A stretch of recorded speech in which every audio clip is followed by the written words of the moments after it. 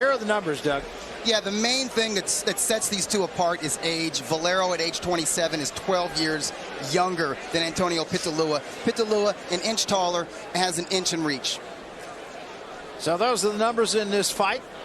These are two guys, as we said, will not take a backward step. What's more the rules, It's Doug? the unified rules of boxing. There is no 3 knockdown rule. There is no standing 8 count.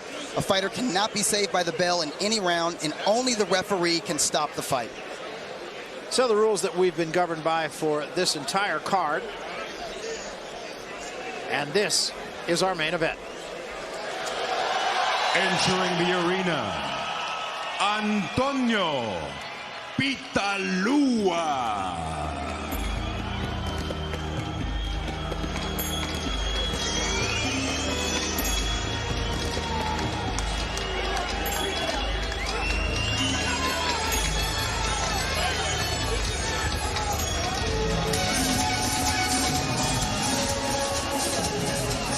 You know, Pitalua is coming into this fight on a 14-bout knockout streak. So we talked about confidence earlier, the confidence that Valero brings into the ring. He's bringing the confidence that comes from that kind of a win streak in boxing. What I can't imagine, Doug, that he's not going to think that he can't get a knockout down. I think he's going to try early. I think it's going to be a shootout for the first couple of rounds. He says he tries for KOs. Yeah, that's true. And not too many fighters will cop. It's like a baseball players. I remember Willie Mays told me one time, I never go up there thinking I'm going to hit a home run. And I know he lies.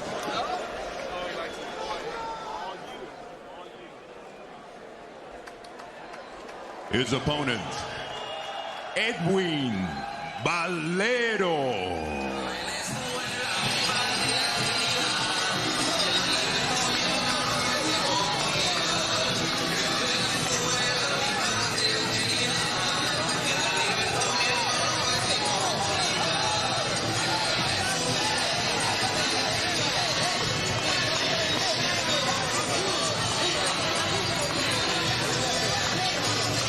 Well, we talked about the demeanor of a champion, and he certainly has that.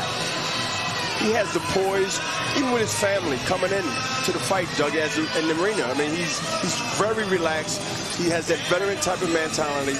He knows what he has to do, and he's sort of carrying that, or he is carrying that in his demeanor all through the fights, even talking to him. You know what? He was like that before he ever won his first world title. He was like that when he was an 8-0 or 10-0 prospect.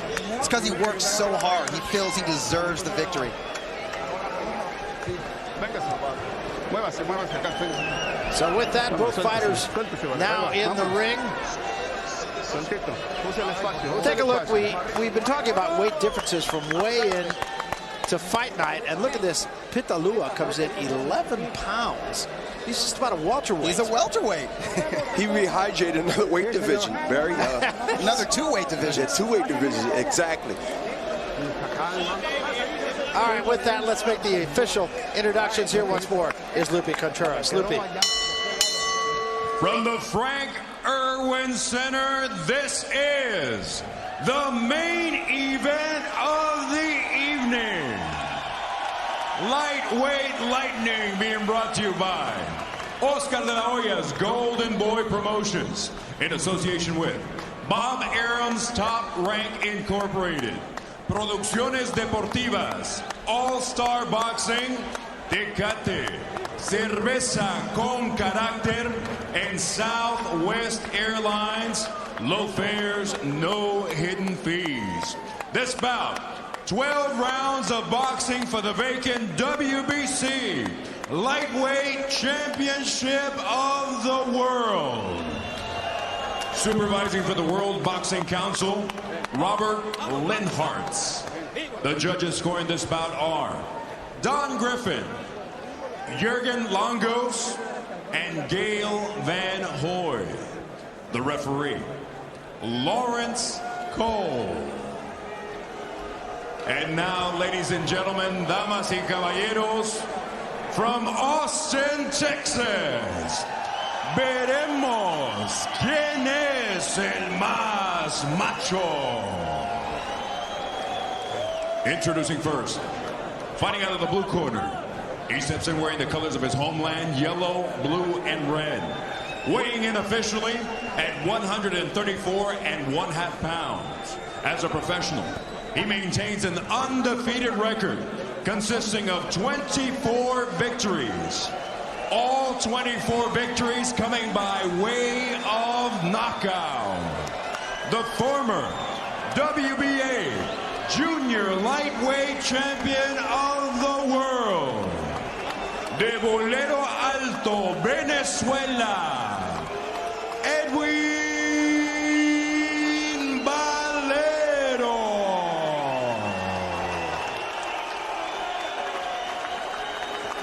His opponent across the ring in the red corner. He steps in wearing blue, trimmed in gold and red. Weighing in officially at 135 pounds.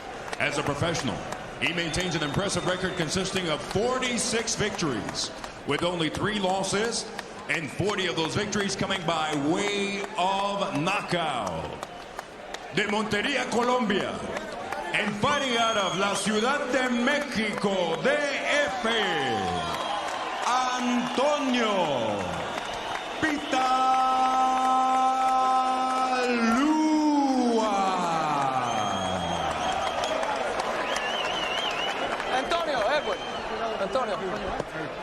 Antonio, Edwin. It's a poco alto, aquí. So this is a bajo. Right? Pelea limpia y buena suerte.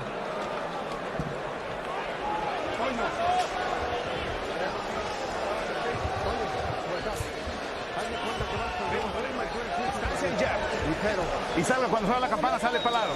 Manténgase a su lado todo el tiempo. So we are set to go with this 12-round WBC Lightweight Championship fight.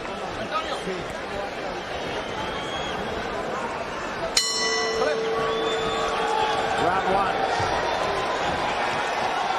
Let the fireworks begin, Barry. It's going to be that.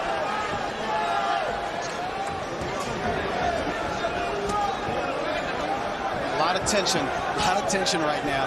Valero with trunks the color of the Venezuelan flag. I mean, both of these guys are giving each other stares. If they can throw punches, boy, trust me, both of them be knocked down right now. But, you know, this is going to heat up real quick. The fans in for a big, big treat tonight. Valero likes to go to the body with a straight left. He has to be careful and tuck his chin as he does so. I'll notice that, Dougie. Chin straight up in the air. He's sort of, you know, he's there to get. But he lands with a lot of power with that left to the body. He likes to follow it with the right hook. 3-punch combination, now 4 punches unanswered by Pitalua. A lot of those punches Barry did miss, but it looked good. There was a jab to the midsection from Valero. That I haven't seen from him. I like that we're actually seeing jabs from Valero, because in a lot of his previous contests, he just rushed out looking with, loading up right hooks and left crosses. I'll tell you, Pitalua is allowing Valero to get into punching range. You know what, Barry? Maybe he wants him to get a little over-aggressive, because Valero's chin is up in the air. It's not tucked. Exactly. You know, Doug, you know, in the smaller weight divisions, they fight with 8 ounces. Right. And 8-ounce gloves, for those who don't know out there, 8-ounce gloves is really a painful punch, painful gloves to get hit with. I mean, these guys are quick, they're fast, the big little man, I call them. Valero is fighting from a distance and fighting effectively. He landed a nice straight left a moment ago. And so far has not allowed Pitalua to get off at all. Edwin and Antonio, they both understand that they cannot make a mistake here. It seems you get that feeling that they don't want to waste any ammunition. Yeah, well, they're like anyone else. They can look at the record and see how many knockout each other has, you know. And I'm sure it's not often in their career that they fight someone who has a high knockout percentage like they have.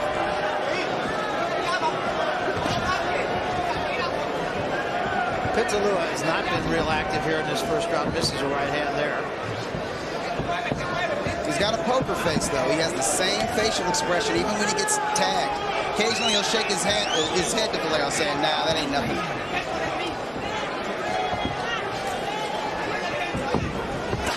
Valero's there to react to anything, or at least it looks like anything that Antonio tried to do. radar. He got that. He got hit with a big right hand. He just got hit with the right hand. That's right. Sure did.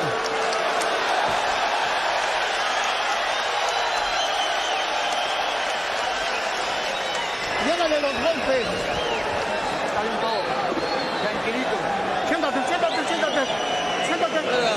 Sit down. Mira. Tranquilo. Be real calm, tranquilo. Be real calm. Very Mira, la tranquil. izquierda muy a los pendejos no llega. Hey, throw that left hand and throw the chest. Throw the chest and come across with the right hand to the chin.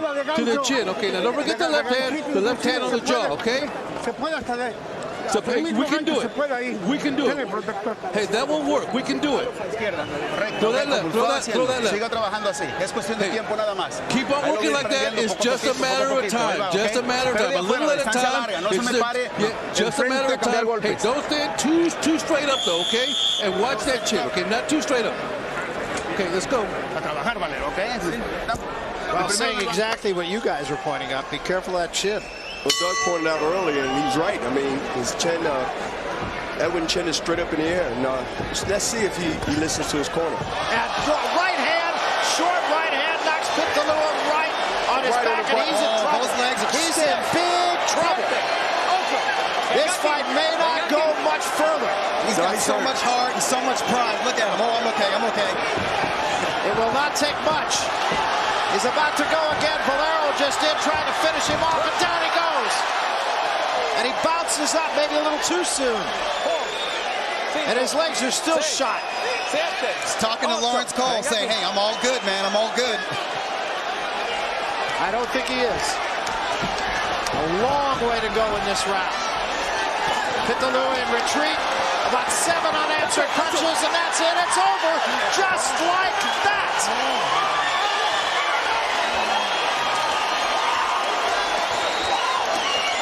If we needed a superstar in the lightweight division, I think we just got one. Absolutely. That first punch was devastating. That's making a statement. That's how you do it. And I tell you what, this man has not been stopped since 1995. And I think that was a technical stoppage. Well, that is a huge victory for Edwin Valero. And needless to say, it disheartened Antonio Pitalua. That first punch, just a short, I believe it was a short right hand.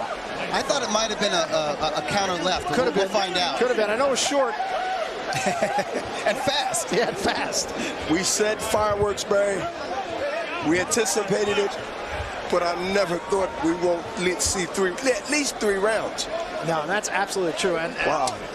Pitalua just did not have an answer, period. Didn't have an answer for Edwin's speed. Didn't have an answer for Edwin's jab. Didn't have an answer for Edwin's punches that came out of range. And it was accurate, Doug. I mean, these punches, he didn't waste anything. He adjusted, he kept his chin down for that particular fight, that round rather, and he just started letting punches go. Amazing. Let's take a look at the first knockdown. And after that, it was all over. You don't find guys in this division too much with one-punch knockout power. Hey, you were right, Barry. A right hook that followed a left that just missed. Picture perfect, Doug. It was right there. Here it go. Wow, I actually threw that off his heels. Yes, and it's very rare you see a southpaw use the right hook and use it to such effect. Misses with the left, comes right back with the hook, just as Pitalua was turning into a right cross of his own. And being an experienced guy, experienced champion, he didn't just throw one punch. You'd have missed the opportunity, Barry. He came right back with the right hook. You know, the other thing, too, as a champion, I know you could appreciate, he pronated that punch. That was just a perfect punch. You couldn't get no better than that. That was right on the button. I mean, it's hard to recover, Doug, and Barry for a shot like that. And then after that, he did what all the great ones do, and that is finish. Close the show. Here's the second knockdown. He's pouring it on. He's landing high on the head. He's landing low on the head, on the side of the head of Pitalua. Totally head hunting right here. You know, when he looks at the replay, he might think to himself, you know what, I could have gone to the body. But he got the job done. I'll say he did. What can you say? Both hands, this is what people want to see. When a guy gets a knockdown, they want to see him swarm the hurt opponent. The new star, man. He just overwhelms you now with punches. The second knockdown, he's just letting his hands go, and eventually, that's what happens. fight's over. Yeah, that knockdown and accumulation of shots. Straight Big punches, lefts, yeah. straight punches, straight Big down left the hooks landing on the side of the face of Pitalua. And he's very smart. Edwin knew that the referee was nearby. He knew that if he continued to throw punches, that the referee was going to come in and stop the fight. He was talking to him while he was throwing those punches, too. I don't think Pitalua was listening, though. No, I don't think he could. I think that's right. You know, the thing that strikes me, there was so much power in that first knockdown, that short right hook, that he didn't. That was not a. It was a picture-perfect punch. He never recovered. He threw it off his back foot, backing up. Yeah. He let him come to him, and he sort of tricked him into thinking he was going backwards. Exactly. And he threw the right hook right on the button. I'll tell you what. This is a name to tuck away. Edwin Valero. I think you're going to be hearing it for a long time in this sport. Let's go up to Olympic Contreras. We'll make it official. Ladies and gentlemen, referee Lawrence Cole brings this bout to an end with an official time of 49 seconds of the second round. Your winner by way of technical knockout and the new WBC lightweight champion of the world, Edwin Valero.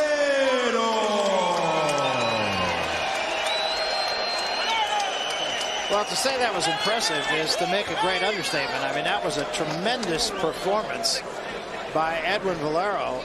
First time on the really big stage, and I'll tell you what, he was Bafo Sacco, as they say on Broadway. I mean, you know, if that was his first infomercial to the United States, trust me, buckle up, everybody. It's going to be exciting watching this guy in his weight division, Barry. Yeah, we talked about this division. And also, this guy strikes me, like you, as a guy that will fight anybody. He'll fight the best in his division. We'll talk more about that right now. Let's go to the center of the ring. Doug is with the winner. Doug? I'm with Edwin Valero. Edwin, congratulations on a spectacular victory. You wanted to make a statement coming into this fight. You needed to make a statement to show the American fans who you are. Do you feel you made a statement? ¿Querías dejar impresión? ¿Crees tú que la dejaste? Por completo, por completo. Demostré una vez más que hay mucho poder en mis manos. Completely. I really demonstrated there's a lot of power in my hands, either hand, both hands. Pitalua came in here on a 14-fight win streak. He's always tough. Did you think that you could take him out this early? Pitalua vino con 14 victorias consecutivas. ¿Crees tú que lo podías separar así tan fácil? Yo una vez en las conferencias de prensa dije, en cuanto cometa un error y conecte un golpe sólido, Pitalua se cae. Y quien sea se cae, no solamente. I said in the press conference, as soon as he made a mistake and I could land one good punch, he would go. And not only him, but anybody. So you did that to Pitalua. You feel that you can do that to the best fighters in the lightweight division? ¿Crees tú que puedes hacer eso con los demás en la división, los mejores? Si conecta un golpe, por supuesto que lo haría. Con igual. Exactamente igual.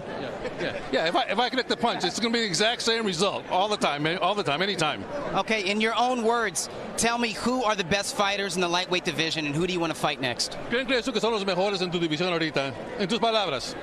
Yo pienso que uno de los mejores, Juan Manuel Márquez.